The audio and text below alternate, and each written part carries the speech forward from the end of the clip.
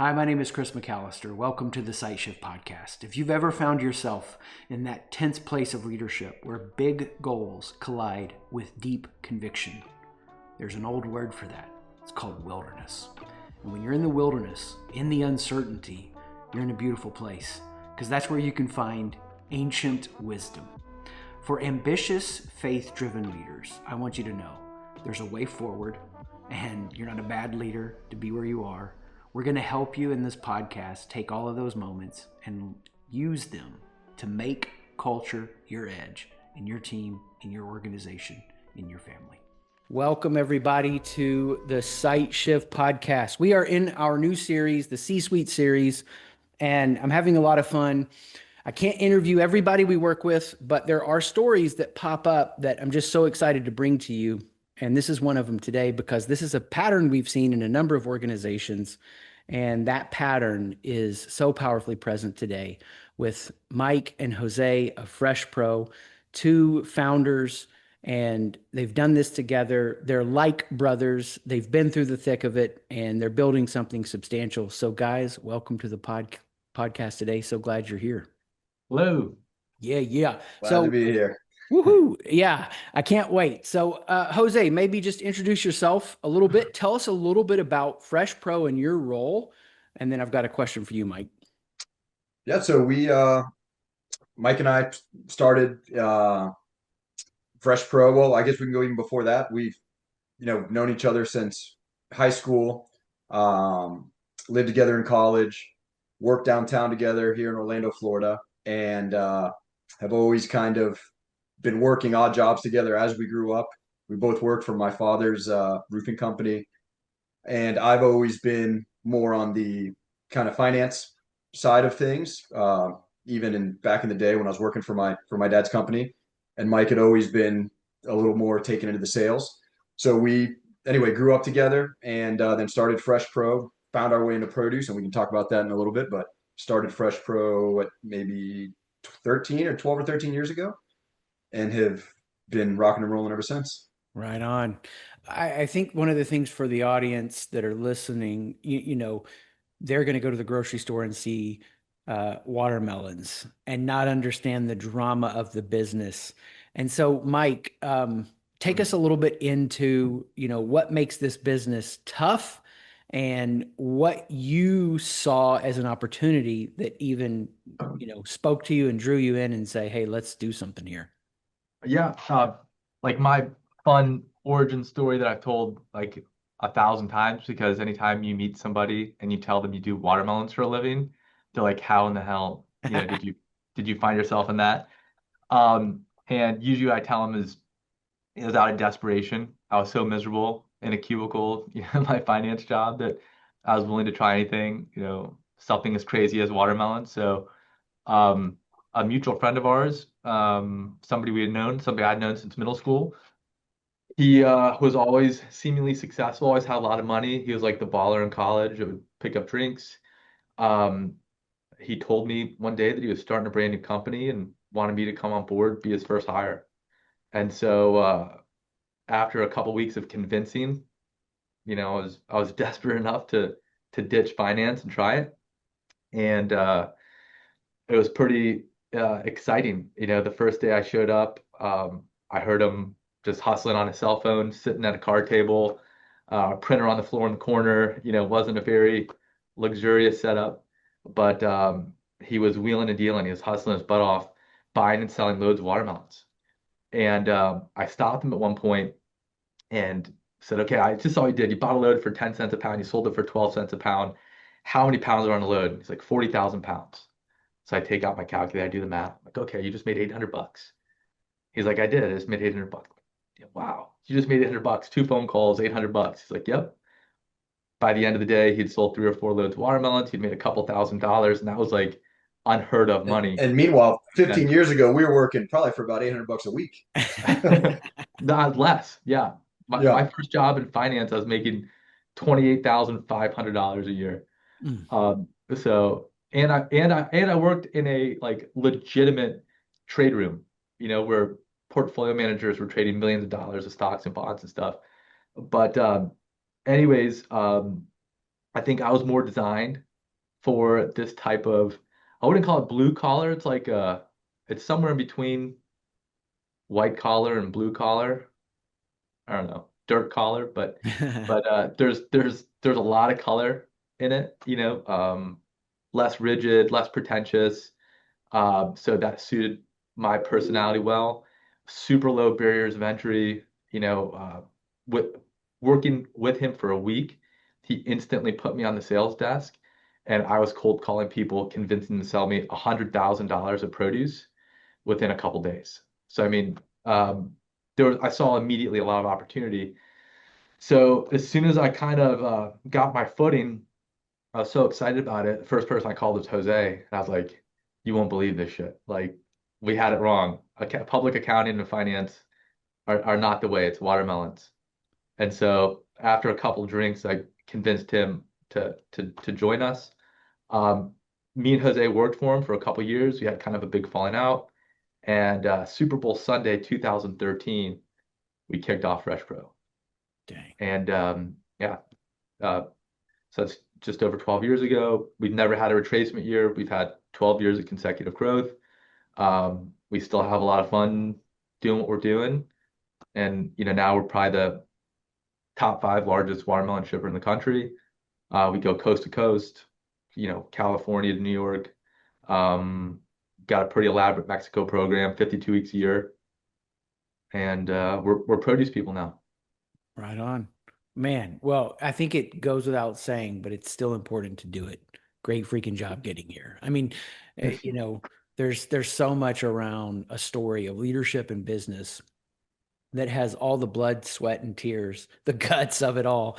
That if we could see with that kind of vision, your office, we would see all of that from Mike Mhm. and Jose. And so powerful, powerful. Jose, what for you was the part that was the twinkle in your eye where you're like, yeah, I'm jumping in. We can do this. Do you remember any kind of moment like that? Yeah, so I mean, when we first started, when Mike recruited me to go over, I mean, I was familiar with small business, and I'd always kind of seen the perks of that growing up, right? My dad was pretty successful, worked his ass off, but the flexibility, the stuff you get with being an entrepreneur and running your own deal, that I grew up around that. I think Mike grew up around that as well. So that was always kind of in the back of my mind of what I wanted to end up doing. I didn't know how I was going to get there. Um, but I remember when I started in this particular industry, just like the wild wild west component of it, and thinking always like, man, if we could dial this in and become more organized and more structured, and actually put pencil to paper and work out some of these deals and do them properly. I always thought like the sky's the limit here because I mean, and not just us, a lot of people in this industry in particular are kind of just shooting at the hip, putting deals together, rocking and rolling, bad deals, good deals.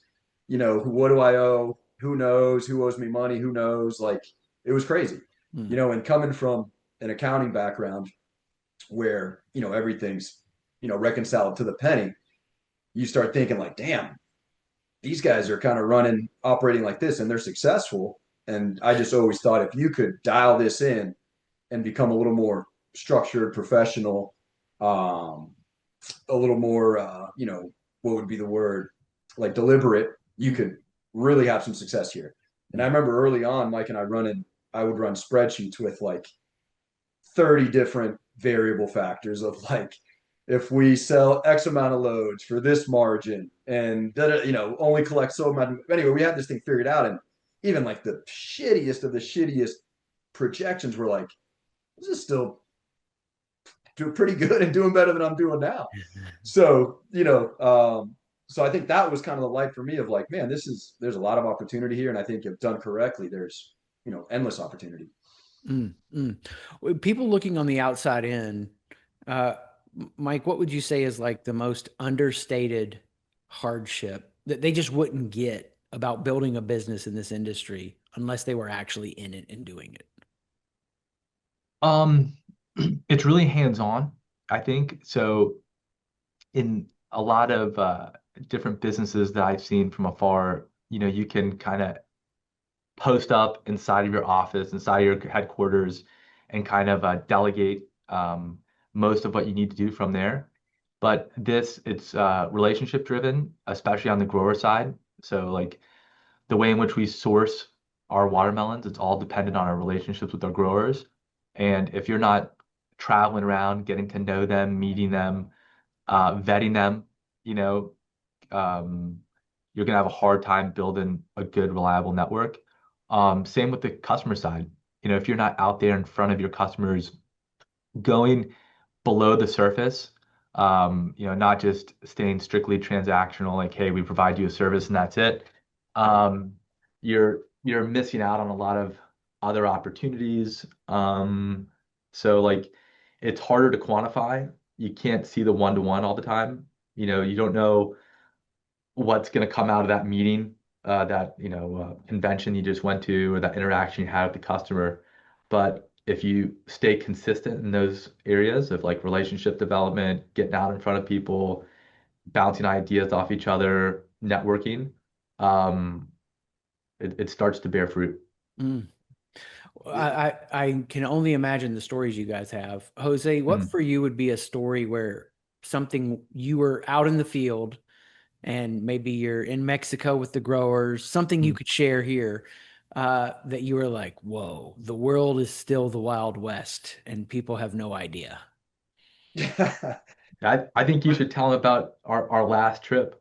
Like, so now we are a lot more established than what we used to be. I don't know. There's so many different ones. You There's could so talk many good ones, but one in Freddie Rosito. particular, I mean, Tell, part of tell them what about the makes it jeans.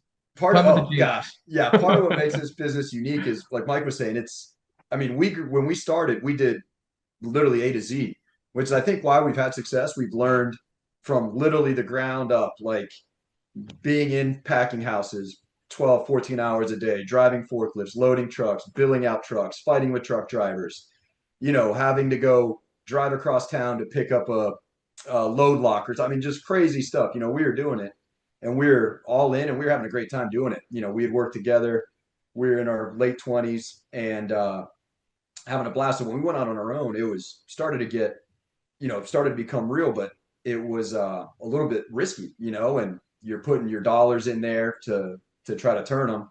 And that's when that happens, it's a little different than playing with someone else's money. So we were always very cautious of what we were doing. But a funny story is we started dealing in Mexico early on. We had some relationships in Mexico, and these growers were not very good, but they're the only ones we knew. Hmm. So this one grower in particular, it's not uncommon. You establish a deal with a farmer in Mexico or in the U.S., and you give them some investment money or an advance. They take that money and they go, hopefully start putting it into a crop to grow it. When it's time to harvest, you kind of have the investment and the partnership there. So then you're going to get the product, you're going to be able to sell it. So we had this one grower, and this guy would call me every night, being like, "Hey, I need you to run to Western Union. I need $300." And I'm like, "Oh my god!" So I'll be at Publix like at 10 o'clock at night, standing in a line at a Western Union to wire money. And we'd already given them some money. So that's kind of one of the scary parts of this is once you give them a little bit of money, you got to you're kind of in now. You're Yeah. like in bed with them now. So you can't just back out. So then this guy would call me, we're going to go visit him. And then he would call me and be like, "Hey, can you go pick me up some jeans? They don't sell Levi's jeans. They don't sell good quality Levi's jeans over here." And I'm like, "Oh my God, what are we doing? What the hell are we And he would doing? harp on this. He'd harp on American-made jeans. Invested money. And meanwhile, we probably have like six figures in this guy's crop. And I'm like, and this guy's asking me to bring him jeans in my luggage. So turns out we went and visited him, dropped off our jeans. Like we get there, we're like, oh no, this is a bad idea. But we're already invested. So at that point, we'd been driven there by our kind of now our Mexican operations guy. And we just, Mike and I jumped in a car. We drove over to him, saw his, the early stages of his crop. Then we left, of course. And then, as 60, 70 days later, when this crop's supposed to be coming up, he starts going dark. He doesn't answer. He doesn't answer. He doesn't answer. We're like, oh, we're getting screwed.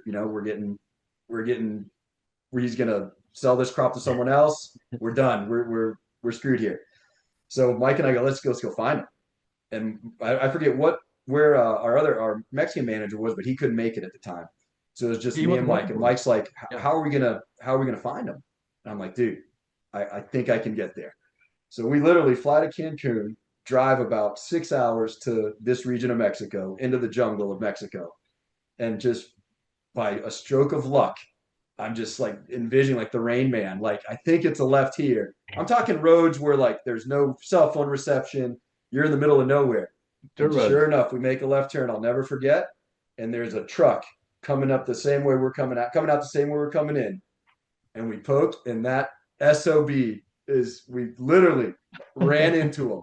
And we jump out of the car, and he's like, "What are you guys doing?" It was, of course, he's like playing nice at that point. Long story short, we got in there.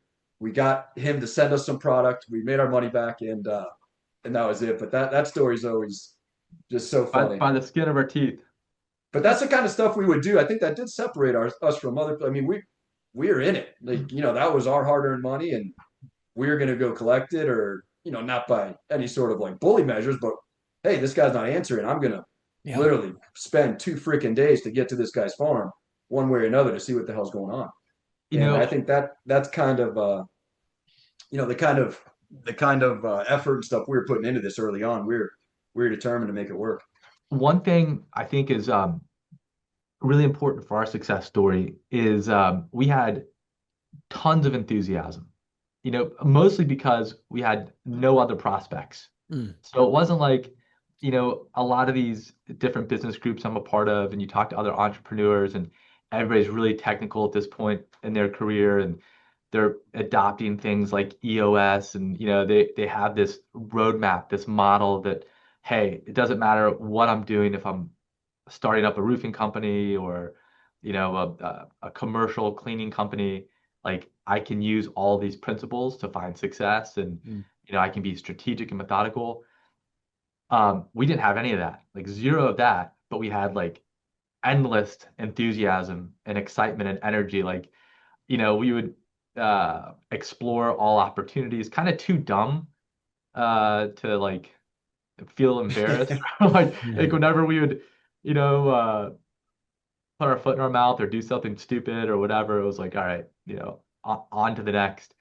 But I've seen some up and coming or entrepreneur minded people that think things to death, and they, whatever reason, lack that type of enthusiasm for just making it happen. Like, I'm gonna grind it out. I'm gonna grind it out. I'm gonna go where I need to go. I'm gonna meet the people I need to meet. I'm gonna keep pushing, pushing, pushing, pushing, pushing, and then finally we achieved enough momentum to start growing, to start building, to start doing things smarter, to start executing some of the bigger ideas, and some of Jose's spreadsheets actually started to work like year 2 or 3. Yeah, when you start seeing out your projections that you made 3-4 years ago, and you're like, damn, we're hitting them. Like we're doing it. We're plugging along here. It starts to at least feel real. I know for a long time, and again, we probably both made double what we made in our previous jobs our first year. So, it's like at that point in your life, you're like, this is incredible. This is great. But it still feels like it can be taken away from you. It's still kind of just a one-off thing Yeah. that it feels like it could be turned off at any point. And then as you start building and as you start seeing and as you start developing better customers and better relationships, you start thinking like, okay, I think this is somewhat solidified at this point. Now let's figure out a way to keep it rolling. Our greatest achievement might be year one. We cold called and sold $4 million of watermelons from a 250 square foot roach infested office where we shared a desk. Like we shared the desk. So I'd just look at him, he'd look at me all day, and we would just be, And the bathroom was literally one arm's length away from the desk. Yeah. And, You guys are taking me back. Go ahead. It was tenacity. It's like that's the fun. Like we had, a lot of tenacity that, looking back, that's one of the things I'm most proud about is just and one thing Mike mentioned that was really even today is we never worked for like a different the company we worked for before was, I mean, it was just three of us, right? It wasn't any sort of I mean, it was legitimate and it made revenue, but it wasn't like a corporate thing or any sort of long-standing business. So we never, what we were doing, we were inventing on our own. Like, hey, how are we going to write up orders? I've never seen an order sheet. I don't know. Let's make one. I think this would be useful for us. How are we going to set up this calendar? How are we going to do this? How we would just think of these things on our own and then start putting them in place. And, initially they're pretty shitty, but then it's like, hey, maybe we can tweak this or tweak that and tweak that. And then, it's funny. We just built these things off on a whim or kind of just off the cuff. And then you start seeing other companies later on in our careers, pop into someone's office and you're like, oh, look, we have something similar to that. And we just kind of came up with this. That's kind of cool. And you start feeling like, oh, we're kind of doing things the right way here. Yeah. But we never knew what to do. Yeah. That was always kind of the ongoing thing. Like we never got a lesson. We never went to school for this. We never got a blueprint. We just kind of forged our own path. You're figuring it out. I mean, this is so much why I wanted to do this today. This piece, and then the other piece about the shared dynamic of the two of you. And you're taking me back. I mean, when I launched into SiteShift full time, I sold a car to get operating expenses, literally for like 2 or 3 weeks. So my buddy picked me up and he would drop me off. We'd go to the gym actually. So then I'd have my work bag and I would have my sweaty clothes bag. And he would drop me off in the cool part of town. And I just started doing meetings at this coffee shop to like make it look like something. I still remember when I did my first invoice and it was just a Google template. Like I'd never done an invoice.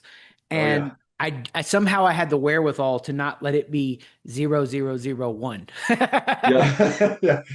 And I remember changing on the Google template like 1001, so it looks like, oh, this guy's not making this up and I'm not his first. I'm the first bozo to do business with this guy. And I'd already had like years of experience and this was a benefit that I had in the sense of like coaching and working with people, but it wasn't like nothing, no guidance, no roadmap, same kind of thing on like, how do you make this a business? How do you turn this into something? And just the wild west of that. And so I love the way that you guys are drawing people into your story. And I think there's so much more here that it deserves like its own 5-part episode series on some of the ups and downs of what you guys have been through. What would you say for you, Mike, like to go through all that and to have the shared relationship you guys have, that to me stands out as something that is exceptional. I don't think a structure like that can last forever. And I've talked about that with you guys, but like, how would you say, Mike, the relationship preserved through all of that? Because those are some tough moments and you'd have to have some pretty intense conversations. Yeah. Yeah. Well, so luckily, we'd had a friendship that predated FreshPro, and it was, at times a tumultuous friendship, but like me and him were never afraid to get after it as far as arguing or, sharing our differences. But I remember when we kind of made up our mind to start this company, we were flying back from Texas. We were still working for our previous employer. And I remember me and him talking about like hypotheticals. Is it going to be what kind of split is it going to be? Is it going to be 70, 30, 60, 40, 50, 50? Like, how are we going to do it? And we both arrived like 50, 50 would be best because, we can kind of we both have, equal amounts of ownership that, we can have pride over, dignity over, like it just didn't feel right, to have anything other than a 50-50 type split. But I remember one thing, I forget, I think it may have even been shared in email. We talked about the importance of like on business matters, having some degree of like reverence or like, like, hey, like this is like we can fight and argue and bullshit about all these other topics and even business related things, but like there needs to be some sort of deep respect for one another when it comes to our like opinions that we really care about in regards to the business. So like we've had a lot of contentious moments and we've had a lot of like yelling matches and things like that, but I think we've always somehow, some way we've maintained that deep level of respect for what each of us bring to the table and for each other. That's awesome. I love that. Jose, what stands out to you? We can laugh at it now, years later. What's one Mhm. of the dumbest things that you're like, I can't believe we disagreed about this or went to the mat on this? There may not be anything that stands out. Just Oh, curious. I mean, I think there's just now, I mean, as you grow, it's almost like you just have enough, you so much extra time that everything's up for debate, right? Like when you're early on starting, just two of you, something as simple as a font or on an invoice, I mean, all kinds of stuff. We used Mhm. to just, get and discuss and share our opinions and argue. But in particular, no real one moment where it was like this impasse. But I think almost like Mike was saying, like a family member where, like we both have older brothers. Um, and if you have siblings, you fight with them. And I've always grown up like I could fight and shout, and my mom could scold me or whatever, but it was always like, 5 minutes later, we're at the dinner table joking around again. Yeah, You rupture know, and repair. yeah, I've always grown up like that. I've never really been someone that takes things really too serious or take things to heart, or it takes me a long time to get over stuff. I think we both have a pretty good disposition for that, which Yeah, is we which has both always had been helpful. both had big brothers, both had volatile fathers. So Mm. So like you get, but I mean, Mike and I would argue and just till we're blue at the face, and then like take a breath and be like, you want to go play golf now? Like, yeah, all right, let's go. I And we love just go, that. we'd go play golf and then argue on the golf course. No, Yeah. Well, but this is, I wanted to bring people into that energy because I have some thoughts I've shared with you guys about your future structure, but at the end of the day, it takes two people who can get in there and be passionate about it. I've watched two of my daughters that have had the most time around each other because one moved out, and they can get into a really intense conversation. And the minute it starts to spiral a little bit, where they've both communicated their viewpoints, they actually have a word, a nonsensical word they use that is the pattern interrupt, and they just start laughing, whatever it is. And then you just move on and they're done. get over it. Yeah. And I'm just No. like, what a beautiful way the human ingenuity of relationships to come up with that. And the reason I wanted to highlight this is because I think there are so many people out there in the work world that have, we could call it work hurt, and they carry around so much baggage and they're not aware of it, and they're bringing work hurt baggage from one role into another role, from one personal relationship into that professional relationship. And to do what you guys have done from a standpoint of growth and longevity, it is exceptional. It's why we look at bands that actually stay together as they grow. It becomes the exception because so many of these bands break up. What as you guys look at the horizon, as you guys look at the future, and there's no wrong or right here. I mean, you didn't even know this question was coming. Mike, what for you would you say, like, this is really important for us to keep? And you may have different answers, each of you. What what do we need to really keep at center here so that we can keep nurturing and growing this relationship? Um, I think the common vision, and that's kind of evolving and changing, but I feel like we're kind of evolving and changing along with it. Now that we can spend a little bit more time on the business, thinking about like culture and, what kind of business do we really want to be? It used to just be how much money can we possibly make? Like it was, we want to be a successful business. We want to make money and not lose money.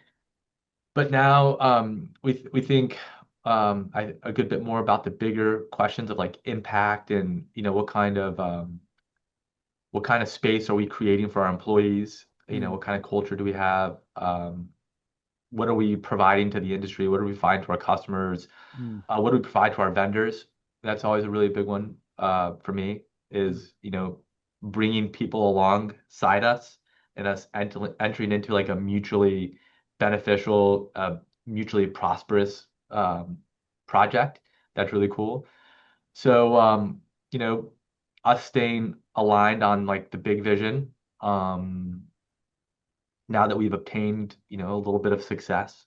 mm. And then, still having fun collaborating together on projects and, doing the occasional trip every once in a while. We did that earlier in the year, we went to Mexico and kind of relived some of those mishaps in one way or another. But We got genes. yeah, yeah. Got him. Still, getting our hands dirty from time Mm, to time, and mm. and getting out into the field and being a part of it all. Yeah, thank you. Jose, when you think about like the future, what's something on your heart or mind that you're like, we really need to watch out for this as an organization? This is really important for us to be vigilant about now and in the coming days. So I think once we, kind of like we were talking about earlier, early on, we kind of didn't have too much going on, right? So we're busy, we're doing our thing, then we had a lot of time for other stuff, and as we've grown it, and as it starts becoming real, like I was saying earlier, where it's like, okay, looks like we've built something sustainable here. We got return business, we got great relationships, we got a staff here. Then it becomes like, what do we need to do to solidify this, right? And Yeah. and kind of create a legacy with it. And that is, all the stuff that we've been kind of working with you on. And that's where, to me, the shift is the sights have been shifted from Hmm. it's a obviously a business for profit, right? We want to make money, but not that that's like what do they call it, like that, not that that's like a done deal, like we obviously still have to keep working for it, but now it's what can we build, how can we manipulate this thing to keep it on track so that it's sustainable for the future. Yeah. And things like things that I see are just kind of I think not overcomplicating, but now we're in a position to where we have resources, we can do a lot of things, and it's now the numbers are bigger, the projects are bigger. So I feel like we have to stay dialed in and not lose sight of what we're trying to do, and stay organized, stay focused, and then keep pushing the ball forward slowly, slowly, slowly, so that everyone's excited, everyone stays engaged. The employees are super important, obviously. So to make sure we're building a company and a culture and an environment where everyone feels happy to be at, enjoy working, they see a future for themselves within the business. That's something Mike and I've talked a lot about. That's super important, right? So if we can bring everyone along to feel like they're part of a legitimate part of the team, and Mm. as we grow and succeed as a company, that's going to definitely benefit them as well. I think that's the main target for us at this point, is to build that and then keep pushing forward so that we can all move up. Right on. I love that. A common shared picture of the future that we build meaning out of and we can be aligned around. It's awesome. So the way that we got connected the first time was through you, Mike. What for you was kind of like the impetus or the main factor motivation that you're like, hey, I want to at least talk to Site Shift and meet with this Chris guy and see if there's something there. Yeah. So it was through, as you know, Mike Nardella. I was having dinner with him one night, and we were talking about our careers and where we're at within our business. And I was telling him that I was like kind of getting burnt out, just struggling with enthusiasm for the first time. And, I'd always had that in spades. And like just having a hard time feeling excited about what I was doing. And he, said that he had been working with a business coach who had really turned things around for him, kind of re-engaged him into his business and opened his mind to what his business can be more than just a means, Mm. more than just this place that you can provide for your family and your employees and things like that. So um, I was similar to like what drove me into watermelons. This is desperate. So I was like, oh, I'll give this Chris guy a call. No, just kidding. But yeah, so started to think about it and started to think about being a little bit more intentional. And when we got hooked up, I liked your message. I liked the way that you were deconstructing our motivation and why we do some of the things we do and the whole hiding and improving thing, Mm. and trying to be a little bit more philosophical about what's going on here in the professional world. So that's Yeah. what got me in. And then once we got in, I started to have a lot of those aha moments, like, oh, I am doing that. Oh, I do that as well. And like if I do it, wait till Chris meets Jose. He does it 10 times more than I do it. So Let's all get dirty. Yeah. Yeah. What about for you? Thank you, Mike. It's meaningful to hear. What about for you, Jose? Was the, impetus to say, yeah, I want to step into this process also? I think, yeah, we'd gotten, I think we were starting to hit like a little bit of a plateau with just all across the board. I think Mike's right, like energy, um, the novelty I think was starting to wear off of like, hey, this is cool. We run a business. I think we were also just still super involved in every aspect of the business. Yeah. Um, for various reasons. I think sometimes it's just hard to let go of stuff you've been doing. I think you just feel like that's kind of a part of you is to, have your finger on everything in the company. Um, so I think when we started chatting and kind of aligning the vision there of like, hey, this is what I think we need to do. First, everyone needs to kind of assess what they're doing and how they're feeling and how they handle things and how they react to different things, and then seeing how that can be applied to then push forward and kind of get over that hump. That was to me that was exciting, and I wanted to get all that stuff going and start working on it and put it to action. That's awesome. That's what makes me so happy is we can help get that feeling back. Of course, it's not back like it was before. It's a new expression. But once you get that feeling back, then the work begins. So sometimes we see get people get the feeling back, but then it doesn't translate into the action. So we were there with you in February and spent that day and we put together something on the dry erase board to say, let's go do this. And what I mean, it literally just gave me chills right now. Mhm. Watching you guys do that since February has been so inspiring. It's like you're not letting that new motivation fade. You've like built a container for it and you keep pouring it in there and you're taking these actions to mature and grow. And I think that I like the wording that we've been using with you guys is like you don't have to be afraid of becoming more corporate because nobody wants that. I mean, I don't want to click online and watch a corporate video announcement. Mhm. Uh, but you've become so much more professional, and that's a good thing because it allows you to provide that greater meaning and value. And so where you are now, and we still got stuff we're doing with you guys, but where you are now in the heat of the moment and what's currently happening, and whatever the wording is, there's no right or wrong here. I'm not looking for anything specific, but what would you say to people to say like, yeah, this is why you need to really start thinking about how you're putting the parts and pieces of your business together in an intentional way so that you're leading for impact and not validation. Jose, what for you would stand out if you were given a microphone to other business owners and leaders? Yeah. So Yeah, to me, like I said earlier, I've grown up around small business and seen like the normal trajectory of a small business, right? It's yeah, a one-man operation, has a bookkeeper, has a couple salesmen, does well, finds success, and then it's just kind of that's it for like 30 years, right? And it's fine. There's nothing wrong with it.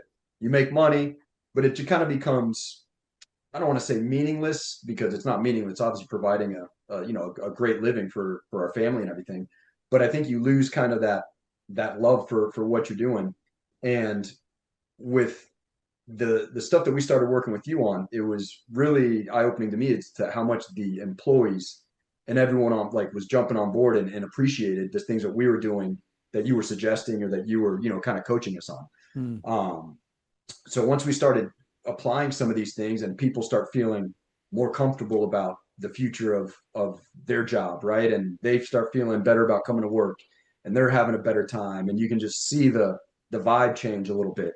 hmm. That's really encouraging. And that, for me it was like, oh, we can keep pushing, keep asking more of people, right? Like people they got a lot to give. And I think sometimes people also like us, they get bored or burnt out and it's kind of like, all right, well, this is kind of it here. We'll see, we'll see where this takes us. But having that deliberate, intentional approach kind of keeps everyone engaged and keeps the ball moving, and then in return keeps Mike and I excited about, oh, okay, let's see where we can end up. And I would just say that if you're, to a point, or if you want to kind of put that put that goal out there a little further, you need to get organized and you need to get your ducks in a row because it's not easy to do just off the same old stuff you've been doing. And with all the stuff we've done with you, from the the introspective stuff to the actual coaching, more strategic stuff within the from the management or the leadership standpoint, has been really really helpful, and has allowed us to keep going. That means a ton. Thank you. Oh, it's so encouraging. Mike, what would, for you, you had the mic, you're talking to leaders. Um, what on the personal side of things would you say this is why this kind of investment or work matters so much, that you don't just keep gutting it out thinking it's going to change? Yeah. So I think that what I really like about what you provide is it's not just like EOS. It's not just, hey guys, I'm going to give you another tool to make your business more successful, which is going to increase your bottom line. It's more about some of the introspection that has to occur to really maintain lifelong engagement, enthusiasm, tenacity, and all those things. And I think that's being gripped by some sort of, you know, good, some sort of transcendent value, good, something this broader vision Hmm. that you can crystallize and see, and then encourage other people to see the same thing, and get them on board, and Hmm. then trying to continue to march towards that. Um, and Jose makes a lot of great points. It's like you can't just be all visionary and like Hmm. these types of philosophical things. Like it has to at some point get down to the ground level. You do have to be organized. You have to implement some of these EOS principles, and you know this machine needs to run well. Right on. And so there's definitely that part of it, but that part can kind of seem cold and disengaging, and just a little empty at some point as well. So I guess you need a blend of both, and I guess for me you need that transcendent vision type thing that you're going after Hmm. to give me the motivation, excitement to flush out all the systems. Yeah. And that's been great to feel this last year or so is I really do have a lot of energy for flushing out the systems. Mm. So like everything that we're doing, like when I'm thinking about my sales staff and how they're writing up orders, how what their workflow looks like. I'm now excited to explore how can I make this more efficient? Where can I automate something? Is there a new piece of software that we can adopt to automate this whole thing? And how can we use this tool and that tool? So yeah, I Right think on. that first you gotta have get that fire inside you Hmm. to excite you, and then I think you'll have the energy to systematize and Yeah. do stuff that can be boring otherwise. That's how And, it and works. Chris, one quick point too is Yeah. the understanding, or the emphasis on understanding everyone's kind of strengths and weaknesses, Mm. and then as go into a deeper level with the stuff that you do, you really start to kind of see how everyone operates, and what motivates them, what doesn't motivate them, and how yourself is also, how you're motivated, or your pros and cons, or your flaws, or whatever it may be. And then once you start understanding all that, it's fun to start putting it to work and seeing, like, oh, yeah, this person interacts like this better, or this person, if I approach them this way, it's not working as well, and you start seeing those different interactions change, and it's kind of neat to just change, little things just by understanding it a little bit better, and Yeah. the benefits you get from it. Right on. I mean, I think that's, we love peer groups and EOS and all those things because they all do things we don't. You got to get the meaning and then you make that change, like you were talking about, Mike. And while you're doing that, what you're saying, Jose, it leads to that deeper connection because we learn through the IFQ, not everybody approaches everything the same. They are literally living out a different movie in their head. And if I'm not aware of that, I'm going to try to motivate or encourage them the way that I am. and it may be like speaking a foreign language to them. Hmm. And so, yeah, I love that. 1,000% right on. So here's what I'd love to let you guys encourage people on right now. And there's so many different ways I think we can land the plane and close. And I want to do something with you guys I don't think I've done before. Um, Allow each of you just to give a quick minute to speak to the person that's out there. They're they're they're fresh pro in 2017. They're gutting it out. Or maybe they're fresh pro 2023 and they've lost that fight and that meaning. And they want to get that feeling back. How would you close our time out by just giving them something to encourage them? It doesn't have to be perfect or profound. Oftentimes, those things that are just simple and straightforward are the most helpful. Jose, we'll let you go first.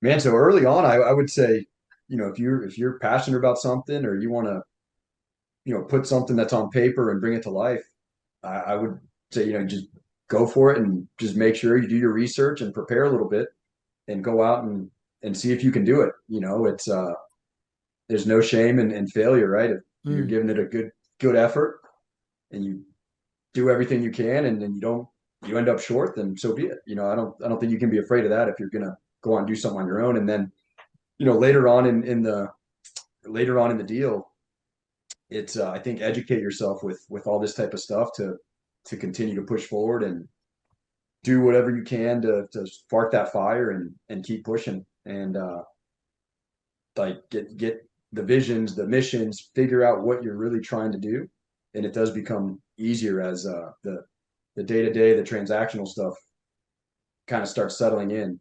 You have to look a little bit further, a little bit the bigger picture hmm. to to keep going. Right on. Love it. Mike, what about for you? Yeah, I think in the early stages of launching a business or, really getting to the next level, um, I think with enough willpower, tenacity, enthusiasm, you can make it happen. Most people are smart enough, bright enough to put the pieces of the puzzle together, and then they just have to be relentless in making it a reality.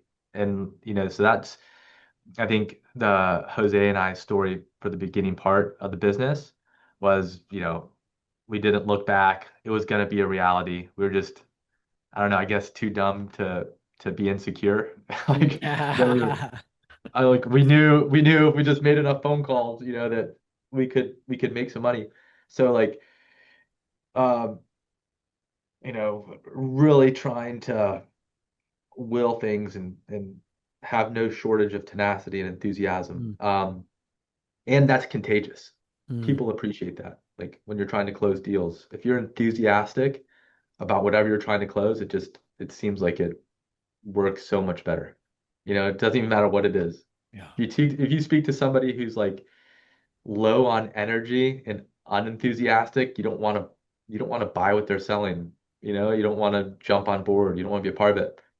Um, second thing is like once you achieve that level of success, and that like multi-year adrenaline dump starts to occur, right? Mm, Like you're like, okay, where am I now?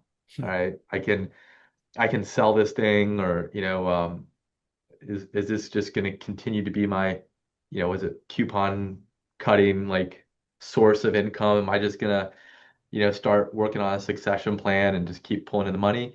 Or, you can try to re-engage it on some more compelling horizons that involve, things that really matter. The way that you want to interact with people, the way that you want to collaborate with people, the way that you want to connect with people, the vendors, the customers, the employees, everything. Um, I think you've you've written in one of your pages of one of your books something about like something sage, like the different mhm, uh, stages, but mhm. yeah, I guess being a little bit more introspective and reflective Yeah. and looking at the big picture of things. Right on. I love it. I love it. Yeah. Don't be afraid to ask those big questions, wrestle those things to the ground, because we're afraid if we welcome them in and bring them close, they're going to cause us to like lose momentum and hurt the business. But it actually is waking us up to the next horizon. And both of you guys went through that journey and now you're moving towards it. Kudos. Super excited to get this episode out and share it with people wherever they find themselves.